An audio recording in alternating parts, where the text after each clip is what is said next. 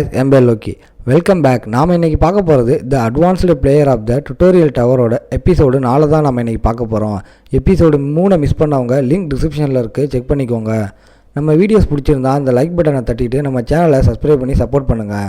உங்கள் ஃப்ரெண்ட்ஸுக்கும் மறக்காமல் இந்த வீடியோவை ஷேர் பண்ணுங்கள். சரி வாங்க, டைம் வேஸ்ட் பண்ணாமல் எபிசோடுக்குள்ளே போகலாம்.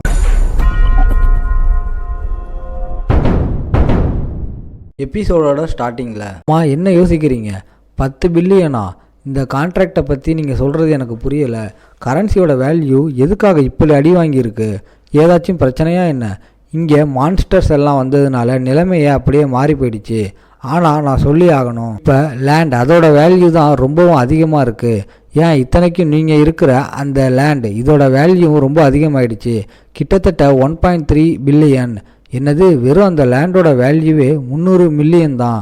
அப்படி இருக்கும்போது 1.3 பில்லியனா? ஆனால் நீங்கள் அதை பற்றியெல்லாம் கவலையே பட வேணாம். ஒன்ஸ் நீங்கள் ஜாயின் பண்ணிட்டா 10 பில்லியனுக்கு மேலே கிடைக்கும். ஈவன் அது டபுளும் ஆகலாம். நீங்கள் சொல்கிறத பார்த்தா 20 பில்லியனா? அதே தான், 20 பில்லியன் இல்லை, அதுக்கும் மேலே கூட கிடைக்கலாம்.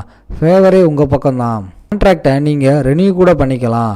அப்படி இருக்கும்போது இன்னமும் உங்களுக்கு பணம் அதிகமாக கிடைக்கும். அங்கே ஹீரோ கிட்ட இப்படி இவங்க சோப்பு போடுற மாதிரி பேசுகிறாங்களா? இதிலேயே நம்ம ஆளுக்கு புரியுது ஏதோ ஒரு விஷயம் அங்கே தப்பாக இருக்குன்னு. அந்த லேடி வேற அங்கே சொல்கிறான், எதுக்காக இங்கே வந்திருக்கேன்னா ஏரிஸ் கில்டுக்கும் எனக்கும் ஒரு ஸ்பெஷலான கனெக்ஷன் இருக்குது, அதனால தான் நான் இங்கே வந்திருக்கேன், நீங்கள் ஜாயின் பண்ணணும்னு. இப்படி இவங்க சொல்கிறாங்களே, இதிலேயே நம்ம கிம்முக்கு தெரியுது ஏதோ ஒரு விஷயம் சரியில்லைன்னு. ஏன்னா இந்த மாதிரி விஷயம் கடைசியில் ஆபத்தாக தான் அமையும். உடனே நம்மளால் யோசிக்கும்போது ஆலி சொல்கிறாங்க, நீங்கள் உடனே டிசைட் பண்ண வேணாம், அப்புறமா யோசிச்சுட்டு பொறுமையாக டிசைட் பண்ணுங்கள். ஆனால் நம்ம ஆள் டைரெக்டாக அங்கே சொல்லிடுறான், எனக்கு எந்த விதமான கில்டுலையும் ஜாயின் பண்ணணும்னு விருப்பமே இல்லை. அட என்ன சொல்கிறீங்க நீங்கள்? நான் சொல்லிட்டேன், அதாவது எனக்கு எந்த கில்டுலையும் ஜாயின் பண்ணணும்னு இன்டென்ஷனே இல்லை. அட கிம், நீங்கள் இப்படியெல்லாம் ஜோக் பண்ணக்கூடாது. இது ஜோக் தானே? இல்லை எனக்கு விருப்பம் இல்லை. இதுக்கப்புறம் சீன் அப்படியே நம்ம ஹீரோவோட வீட்டுக்கு வருது. நம்ம ஆள் படுத்துக்கிட்டு இருக்கும்போதே யோசிக்கிறான், எதுக்காக எல்லாத்தையுமே ரிஜெக்ட் பண்ணேன்னா எனக்கு இதை பற்றி எல்லாம் நல்லாவே தெரியும். இந்த உலகமே இப்படித்தான், கொடுக்கறது வாங்குறது இந்த மாதிரி விஷயந்தான் இருக்கும். சிம்பிளாக சொன்னால் நம்ம போனஸை வாங்கினதுக்கு அப்புறம் டன் கணக்கில் வேலை இருக்கும். ஒரு அடிமை மாதிரி வேலை செய்யணும். ஏன்னா யார் தான் 10 பில்லியனை எந்த விதமான ரீசனும் இல்லாமல் கொடுப்பாங்க? நம்ம ஹீரோவை பொறுத்த வரைக்கும் நிம்மதியாக இருக்கணும், ஃப்ரீயாக இருக்கணும். எனக்கு அந்த மாதிரி விஷயம் எல்லாம் பிடிக்கவே பிடிக்காது. அந்த ஆலிஸ் அவகிட்ட பேசுனதே டைம் வேஸ்ட்டு தான். சீன் அப்படியே பாஸ்ட்டுக்கு போகுது. அந்த லேடி அங்கே கேட்குறா, அம்மா இந்த கேம் அப்போ நான் ஃப்யூச்சரில் ஹண்டராக நீங்கள் மாற போகிறது இல்லையா? இல்லை, அப்படியெல்லாம் ஒன்றும் இல்லை. நான் சில பல விஷயத்தை ஸ்டோரியாக கேள்விப்பட்டிருக்கேன். அதாவது சில ஹண்டர்ஸ் அங்கே இருக்காங்க, அவங்க கில்டெல்லாம் ஜாயின் பண்ணாமல் தனியாக தான் வேலையை பார்ப்பாங்களாம். நீங்கள் மிஷினரி ஹண்டர்ஸை பற்றி சொல்கிறீங்களா? ஆனால் உங்களுக்கு தெரியுமா, அப்படிப்பட்ட ஹண்டராக மாறணும்னா கண்டிப்பாக நீங்கள் கில்டு வழியாக தான் மாற முடியும்.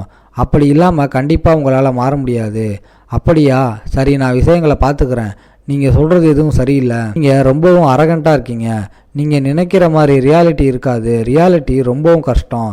அதனால் உங்களோட மைண்டு சேஞ்ச் ஆச்சுன்னா கண்டிப்பாக என்னை காண்டாக்ட் பண்ணுங்கள். நம்ம ஹீரோவும் பண்ணுறேன் அப்படின்னு சொல்லிட்டு போயிருப்பான். அதை பற்றி தான் அவன் யோசிச்சுக்கிட்டு இருக்கான். இங்கே அந்த பொண்ணுக்கிட்ட பேசி அவன் டைம் தான் வேஸ்ட் பண்ணிட்டான்.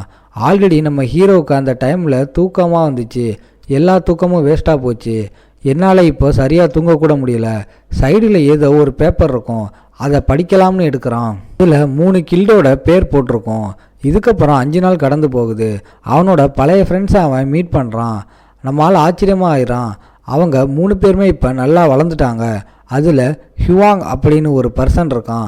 அந்த பையன் இப்போ நல்லா வளர்ந்துட்டான். அவன் இப்போது ரொம்பவும் மெச்சூர்டாகவும் அங்கிள் மாதிரி இருக்கான். இன்னொரு பையன் இருக்கான், அவன் ஸ்டார்டிங்கில் பயந்தாங்கோலியாக இருந்தான்.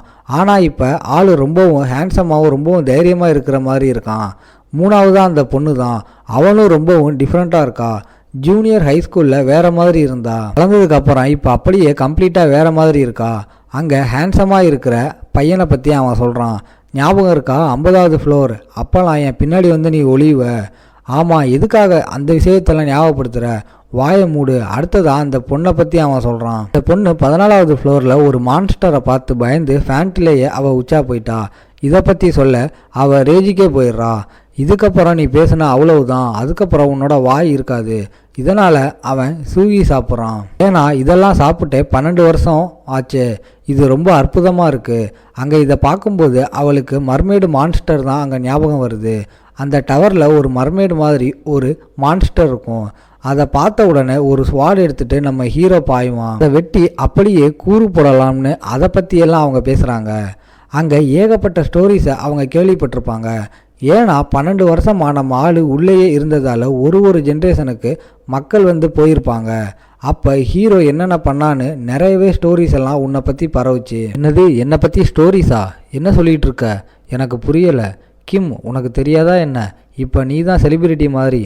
நீ டவருக்குள்ளே ஏகப்பட்ட விஷயத்த பண்ணலை, அதெல்லாம் டிவியில் வந்திருக்கு. என்னது, டிவிலையா?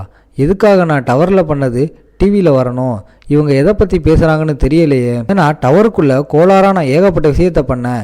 எந்த விஷயம் டிவியில் வந்துச்சோ? ஏன்னா நான் ரொம்ப கொடூரமான விஷயத்தையெல்லாம் டவரில் பண்ணேன். ஒரு வாட்டி ட்ரெஸ்ஸே போடாமல் டவரை கிளியர் பண்ணேன். 2வது முறை நான் ஒரு கேவ் மேன் இப்படின்னு ஆக்ட் பண்ணேன். இதை விடவும் வியடாக ஏகப்பட்ட விஷயத்த நான் பண்ணேன்.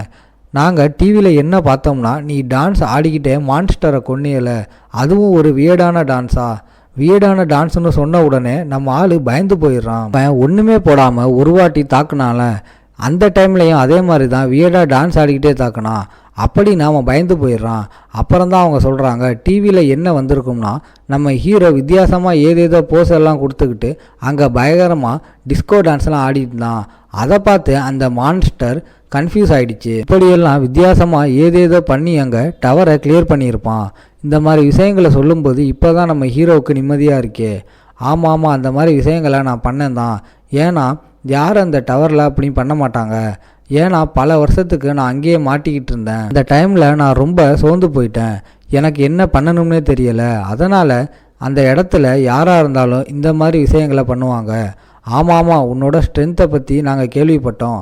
ஆனால் இப்போ தான் ரீசெண்டாக டிவியில் பார்த்தோம். அதை பார்த்து நாங்கள் வியந்து போயிட்டோம். இப்படி இவங்க சொல்லும்போது அங்கே டவரில் நம்ம ஹீரோக்குன்னு ஒரு ஸ்டூடெண்ட் இருந்தான். அதை பற்றி ஆள் யோசிக்கிறான். என்னது, ஸ்டூடெண்ட்டா? யார் அது? என்ன ஆயிருக்கும்னா, நம்ம ஹீரோ வெளியில் வர்றதுக்கு ட்ரை பண்ணிக்கிட்டு இருப்பான். ஆனால் ஒரு முறையும் ட்ரை பண்ணி அவன் சோர்ந்து போனது தான் மிச்சம். ஃப்ளோர் நம்பர் 50க்கும் 60க்கும் இடையில் அவன் டைமை ஸ்பெண்ட் பண்ணும்போது சைடில் ஒரு பர்சனை பார்த்துருப்பான். ஆள் மேலேருந்து கீழே விழுந்திருப்பான். அந்த பையனுக்கு என்ன பண்ணணும், எங்கே போகணும் எதுவுமே தெரியலை. அதனால் பயத்தில் இருந்ததுனால நான் இந்த மேன்வா அனிமி எல்லாம் பண்ணுவாங்களே, ஒரு காட் வழிகாட்டுவாங்களே, அந்த மாதிரி நான் அவனுக்கு வழிகாட்டினேன். அந்த பையன் முன்னாடி போயிட்டு நான் கேட்டேன், வீக்கான பையா, நீ உயிரோடு இருக்கணும்னு ஆசைப்படுறியா? ஆமாங்க. அப்புறம் என்ன, நான் உன்னை கைட் பண்ணுறேன். அந்த பையனை என்னோட ஸ்டூடெண்ட்டாக, அதாவது என்னோட சிஷியனாக ஏற்றுக்கிட்டேன். இதோட இந்த எபிசோட் முடியுது. உங்களை நான் அடுத்த எபிசோடில் பார்க்குறேன். இந்த வீடியோ பிடிச்சிருந்தா மறக்காமல் லைக், ஷேர் அண்ட் சப்ஸ்கிரைப் பண்ணிடுங்க.